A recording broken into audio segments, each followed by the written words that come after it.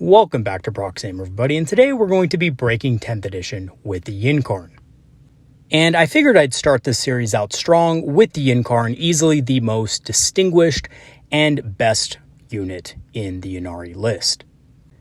And I have to say, in the hands of a skilled player, the Yncarne can spell doom for an opponent in a single turn. That's right, the Yncarne is that powerful.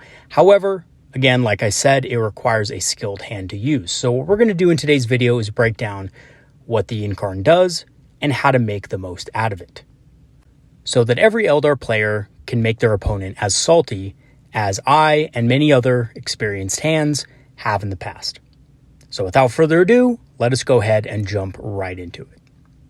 But first, a quick overview of what we're going to be looking at in today's video. We're going to be looking at the Yncarne's stats, weapons, and special rules, their strengths and weaknesses, combos and synergies, and the role the Yncarne plays in an Eldar army and how to make the most out of it. So first, just looking at the Yncarne stats, it's pretty tough. At toughness 10, it has a 2+ save and a 4+ invul. Slightly less tough, of course, than the Avatar of Cain, but, can fly and has some other abilities. It's pretty fast also at movement 10. As for the Yncarne's melee weapon, he has a pretty strong profile with a -4 AP value on both the strike and the sweep. The strike is great at killing targets with toughness 4 or greater and more than 1 wound.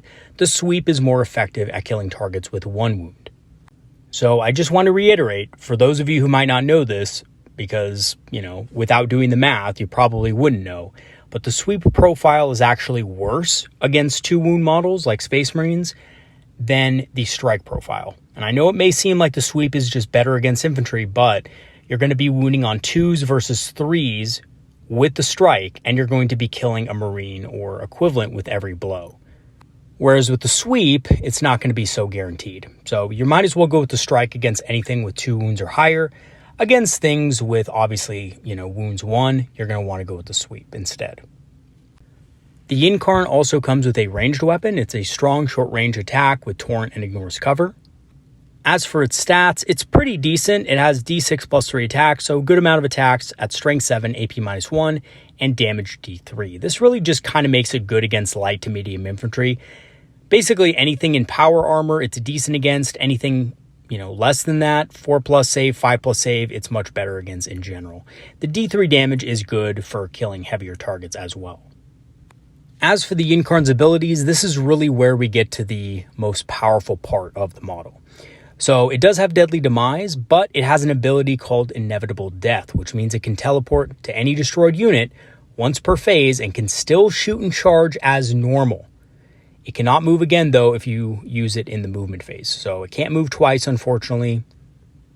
So if it teleports to something in the movement phase that you kill, you cannot then move again. So that's the only restriction, really. But other than that, you can basically, shoot it as normal and charge as normal. It also halves all damage allocated to it, making it extremely tough to deal with if your opponent doesn't have the right weapons. As for its points cost, it only costs 270 points, which is quite expensive, but considering what it can do, I'm actually surprised it's not a bit more. It should be probably about 290 to 300 points in my opinion, considering the amount of power it has. For its keywords, it has the monster and fly keywords, which make it a bit awkward and difficult to charge through ruins and buildings and things like that without wasting movement. So it is a little bit awkward to move, but that's why the Yncarne has its teleport ability. Okay, so what are the strengths and weaknesses of the Yncarne? So its strengths are it's extremely hard hitting. It can hit light infantry very hard, of course, and heavy infantry alike, as well as tougher targets. It's pretty durable with toughness 10, a 2+ save, a 4+ invul, and obviously having all damage is great. It can also teleport to destroyed units with very little restrictions. Again, you can shoot and you can charge after you teleport. So that is pretty awesome and very powerful. Its weaknesses, however, are that it has a harder time wounding toughness 12. So unlike the Avatar of Cain, tougher targets like a Land Raider or above are going to be a bit of an issue for it, especially if the target has an invul save, which the Yncarne no longer ignores. It used to ignore invul saves, but now it doesn't, so it does struggle against those harder targets. As for the combos and synergies that the Yncarne can benefit from, Doom helps it wound tougher targets, so if you do want to hit it against a tougher target, Doom is going to be your answer for that. Fortune makes it harder to wound, gives it a -1 to wound, and even after it teleports, it will still benefit from it for the remainder of the power. So until your next command phase, essentially. Rangers and Striking Scorpions also make a good teleport targets due to Infiltrate. They can infiltrate up the field and give your opponent hard choices, right? Especially with the Striking Scorpions. Either your opponent kills the Scorpions and risks the Yncarne coming in at an inopportune time, or the Scorpions kill an enemy unit and the Yncarne comes in anyway. Any strong indirect fire or towering units to annihilate weaker units hiding behind terrain are also great because, again, if you ignore line of sight, you can hit those squishy targets in your opponent's backfield and your Yncarne can just wreak havoc on the rest of the stuff in your opponent's deployment zone. And I can personally tell you I've had some success using the Yncarne in combination with Night Spinners to basically blow holes in the enemy's backline, a weak target on an objective that your opponent is just using to sit there and camp, and then bringing the Yncarne in when your opponent really has no answers to it. Solo Warlocks also, by the way, make good teleport targets when they're destroyed in your opponent's turn, or by Overwatch. So a funny thing I like to do is if I'm running a solo Warlock as an objective monkey or something like that, I like to just move him up, dare my opponent to Overwatch him. Then when my opponent inevitably does target the Warlock with Overwatch because, hey, it's an easy kill and it denies me some victory points, right? My Yncarne will come in place of it and destroy the unit that Overwatched him. And my opponent can't Overwatch again because they've already used it. So what is the role of the Yncarne in an Eldar army, and how do you make the most out of it? And I think the Yncarne is probably one of the trickiest models in the Eldar Index to use for newer players, because a lot of the Yncarne's power relies on good timing and knowing when and where to teleport them. If you teleport the Yncarne in the wrong place at the wrong time, you are going to have a dead Yncarne very quickly. Let me give you an example of a recent thing that I saw. So about a month ago, when 10th edition started, there was a player who was just starting out Eldar, and he was actually running a Ynnari list. So he had Dark Eldar units, and he also had Craftworld Eldar units as well. It was one of his first games with the Yncarne, but basically what happened was he had a unit of Wind Riders that had moved up the side of the board. His opponent shot at the Wind Riders and killed them. And this Eldar player decided that this was a good time to move his Yncarne into position because, as he figured it, the Yncarne could then easily kill the unit of Desolators that wiped out his Wind Riders. However, this Eldar player failed to recognize that his opponent had enough firepower in line of sight of the Yncarne to wipe the Yncarne out. And that's exactly what happened. His opponent basically targeted the Yncarne with the rest of his army that was in line of sight, and was able to kill it relatively easily. Yes, the Yncarne halves damage, but when you're staring down last cannons and, of course, other heavy firepower, it's just not going to stand up to it that well. Unfortunately, the Yncarne was lost, and the Eldar player ended up losing that game pretty bad. But even though it was a loss for the Eldar player, there was a learning experience there, which is don't teleport your Yncarne into line of sight of enemy units when they can still shoot in the beginning of their shooting phase. Maybe wait until the latter end of the shooting phase when your opponent is finishing up their shooting and doesn't have much left to shoot. At that point, you can teleport your Yncarne in very easily and escape the majority of your opponent's wrath. Or simply use the Yncarne as a control piece that dictates how, where, and when your opponent kills your units. Again, maybe your opponent is going to be worried about the Yncarne. If your opponent is a decent player, they're always going to be thinking in the back of their head, if I kill this unit and the Yncarne comes out, do I have an answer for it? And if they don't, then they're not going to want to kill that unit. And they'll probably try to avoid that said unit, which can also be an advantage to you. That unit might be able to do something next turn instead, right? I've actually had units survive just because my opponent did not want to shoot it due to the Yncarne, right? I've had really small units of Rangers and things like that at the end of the shooting phase, my opponent looked at those units and thought, is it worth killing it and losing my high value targets the next turn when the Yncarne comes out? And 9 out of 10 times, if that player is any good, they'll say, you know what, I'm just going to leave the Rangers. Because the Rangers aren't really worth it, right? They can score on objectives and things like that, but they're not going to destroy my entire army. I might as well wait until next turn when the Yncarne is maybe in a worse position. On the other hand, the Yncarne can also be used aggressively if you plan for it effectively. So if you have the units to be aggressive and kill enemy units in your opponent's backfield, or you have really fast units to get behind enemy lines quickly, you can deliver destruction to enemy units very quickly with an aggressive push. So pushing a bunch of units up aggressively in the early turns, destroying something small in your opponent's backfield, and then following up with the Yncarne teleport can be absolutely devastating if your opponent actually leaves it open. And actually, I got a funny comment in one of my last Ynnari videos kind of commenting on this. The player in question said that he had 3 fire prisms, and shout out to this player, by the way, who made this comment, because this was absolutely dastardly.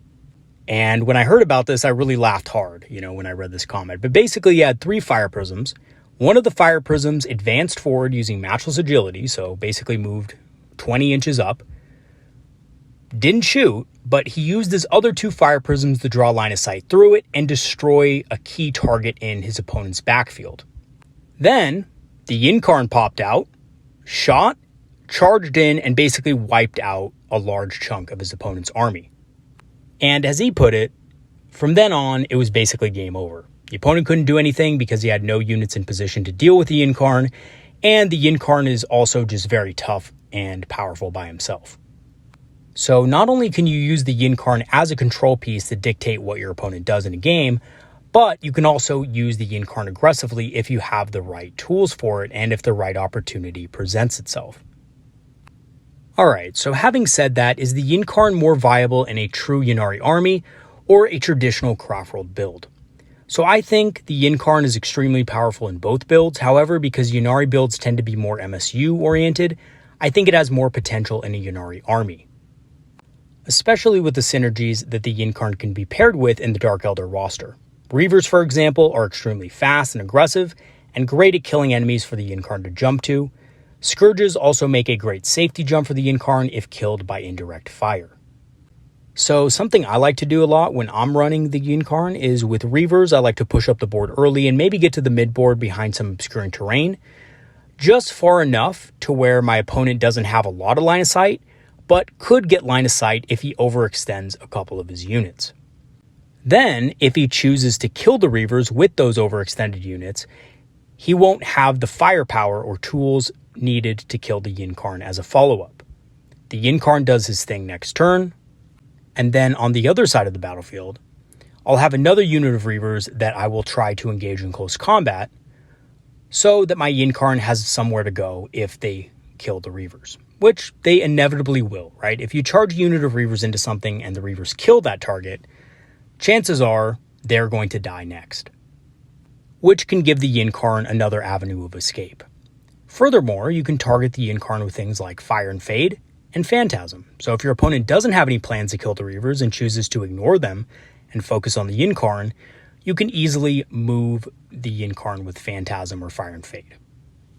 And trust me, you kind of will get the feeling that your opponent's going to kill the Yncarne or try to kill the Yncarne based on where he or she moves their units. So if your opponent is moving their units into line of sight of the Yncarne, chances are they're going to go for the Yncarne. So that's your cue to use Phantasm instead of rely on a teleport or something like that. And again, like I said before, if you do have a unit of Scourges somewhere on the battlefield, that is also going to be a target that you can jump to if killed. So if your opponent decides to use indirect fire or something on them, you can always jump back to safety. So your opponent is really going to have to think hard about the order in which they want to kill your units. And basically, yeah, that's kind of why I think that the Yncarne is better with Ynnari builds, just because, again, MSU, first of all, so that you have multiple small units throughout different parts of the battlefield that the Yncarne can potentially teleport to safety, or to a better position to kill more stuff, depending on what your opponent does that turn. And a traditional Craftworld Eldar build that is built competitively, with Wraith Knights, Wraith Guard, and maybe a couple of units of Aspect Warriors, but not that many, is going to give the Yncarne less opportunities to really shine. And I think for the Yncarne to really shine in a pure Craftworld Eldar build, you kind of need to build the list a little bit differently than what's being run in competitive tournaments right now. So yeah, you can definitely run one Wraith Knight with the Yncarne, and I actually think that's a good combo. The Wraith Knight and the Yncarne I think work well together because the Wraith Knight does have towering, so it can shoot enemy units that are hiding. But if you get into the realm of, 2 Wraith Knights and Wraith Guard and you're running more of that type of list, I would probably stay away from the Yncarne. It just doesn't do much for you at that point. And you're probably better off either not including it or, going with more of an MSU style build. Alright, so in conclusion, the Yncarne is an absolute nightmare for really any opponent to deal with and requires a precise amount of attention to counter. If your opponent takes his eye off the Yncarne for even 1 second and forgets something or messes up the order of their shooting or whatever, your Yncarne can definitely take advantage of that, which means that you need to use it carefully as well, and you need to actually think about what your opponent's doing when they're shooting and what units they're shooting with to make the most use out of the model yourself. Because again, it is a 270 point model, and if used incorrectly, it's not going to kill much for you. In fact, it's probably not going to even get close to its points killed in damage. Because even though it's tough, it's not unkillable, and against certain targets, it will bounce if not properly supported. And that's the other thing, right? You don't want to use your Yncarne as a hammer. You don't want to basically use it to destroy the toughest thing in your opponent's list. Because guess what? The Yncarne probably can't handle it alone, right? By the way, Yncarne against a brick of Terminators with Abaddon, Yncarne loses. I'm sorry, but it does. And unfortunately, it loses pretty hard too. So you don't want to throw it against those types of targets. You really want to throw it against softer targets that will have a harder time killing it, right? Throwing it into, face-to-face combat with a huge unit like that, or something like Mega Knobs or, the like, is going to end in disaster for you. Unless, again, the Yncarne is properly supported with buffs and debuffs. And even then, you do want to be careful. If you throw Doom on a unit of Terminators and you also throw, Fortune on the Yncarne, yes, he can beat a small squad of Terminators, no problem. But when it gets to those bigger units, those units of 10 with character support, it's not going to be a pretty picture. And just one more thing I want you guys to think about before we end today's video. In September, the Eldar army is slated to get several nerfs.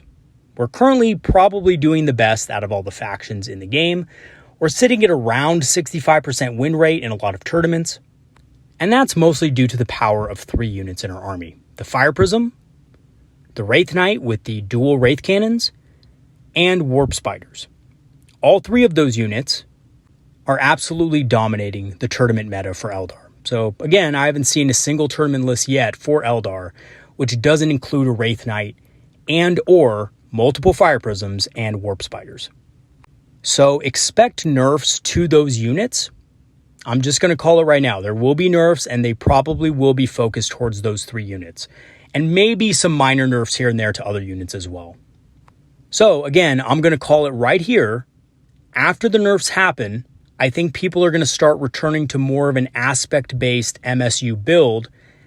And the Yncarne, which I don't think is going to get touched in the data slate, I may be wrong, but I don't think they're going to touch the Yncarne too much, will become the next best thing in top Eldar competitive play. And it just makes sense, right? The Yncarne has all the tools to be great. In the hands of an experienced player, it can be absolutely brutal. So I do think that people are going to go back to the Yncarne if it's not nerfed this data slate. And again, I don't think it will be. I have a feeling the GW is mostly going to focus on those units that are being abused in top levels of tournament play at the moment. So, I know it hasn't happened yet, but that's some great news for those of you Ynnari lovers who really love the Yncarne and stuff like that, because that means that the Yncarne is going to be a powerful force in the edition after September if no changes occur. Alright everybody, I'm going to go ahead and leave it at that and end today's video. Thanks for watching. Thank you to all my patrons and supporters who have supported the channel over the last months. Your help has really improved the channel and helped it grow immensely.